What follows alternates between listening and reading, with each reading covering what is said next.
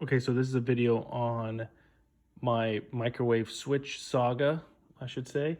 Um, I've had problems with the microwave as soon as you pull the door open. So here's the bracket.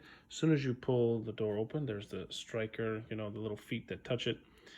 It would trip the breaker. I've replaced these switches before, and these are just Amazon knockoffs. The 3-pack is $7. For instance, GE, this is a GE microwave. GE wants $55 for each one. So I said for $7 versus $150 plus, I would just go ahead with the cheapos. And the normally open ones, which are these ones at the top, I wrote down here the primary NO, normally open, and the secondary NO at the very bottom there, that's fine. That's what that little, you see there's a little foot that strikes it on a cantilevered piece of plastic. That closes that circuit.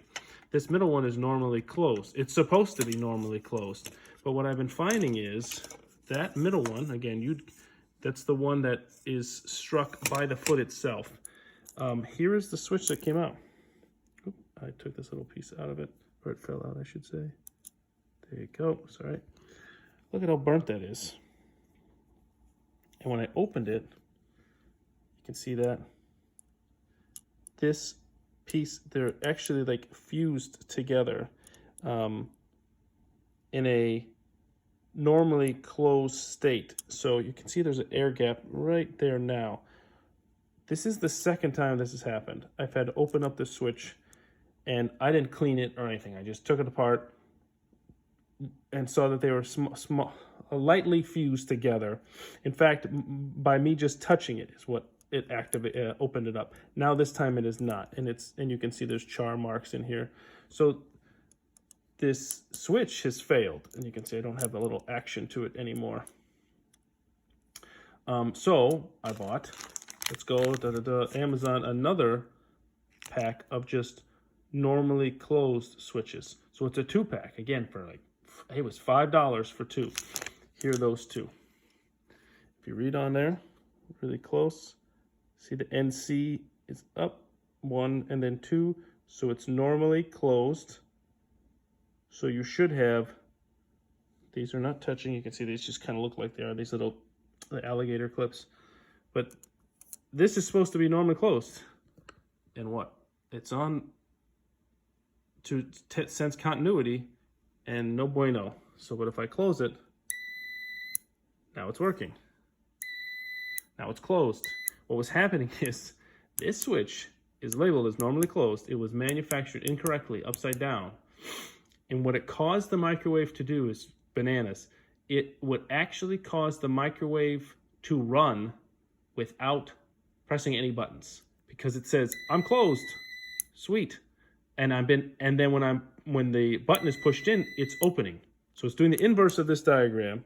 When it's doing the inverse in, the circuitry of the microwave it turned it on. So you could heat up water without pressing any buttons. And that's no good. It's the opposite of what I want. So I took this switch apart. I want to show it to you because this might happen to you and you might be scratching your head why this is happening. That's why I'm making this video. So I took it apart and I swapped them. So I'll show you what I did. This now is normally closed. You see these 2 points are connecting. That's what you want. You want this little spring mechanism to, when I open, now it's open. So it should be normally in the close. And all it is, there's just a little, the little bracket on the front, or the cover, I should say. 2 little slots, and looks like that. Take a little screwdriver, be gentle, open it up. That should not be that way. But now let's hook it up for the other way.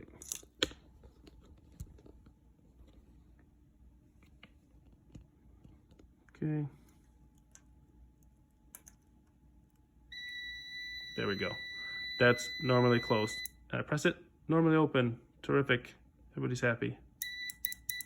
So open, close. That's what I want. So I do that because it's loud.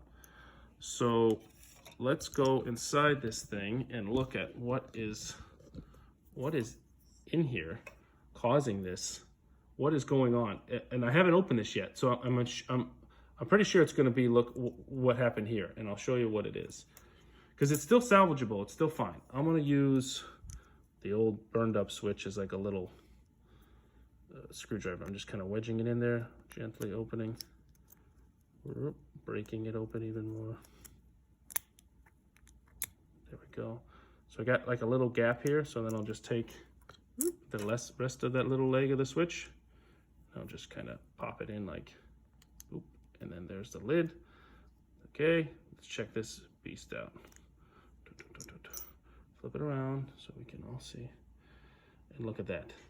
Does that look like it's proper? Does that look like it's closed?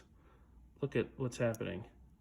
This terminal, this is the same one that happened the other one I just fixed. They flipped it. This terminal that you actually connect the connector to, the splice connector, the butt connector I should say, that thing should be up here. Instead it's down here. It's like they flipped this part up here, and or they flipped this part. They could do the same thing where the saddle is the inverse. You can't really see it here, but you see where this should be in the closed position. This should be down all the time without me pressing the button. So I'm gonna flip it around. All I did was first take this one out. See if I can do that with just my fingers. Yep, good. This little goober, put him down. Take this guy, gently wiggle it, flip it around, put it back in.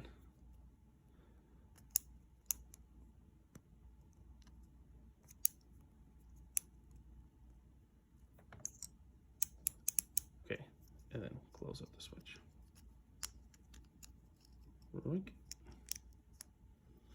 And I gotta flip it because I'm trying to look through the phone while I press. Okay, put it back in the bracket. Downward facing dog here. There you go. And what I also find very helpful, because I've done this 45 times now, taking other switches, is this little clip. Don't press up while you do this. Just leave it loose so it doesn't fall out.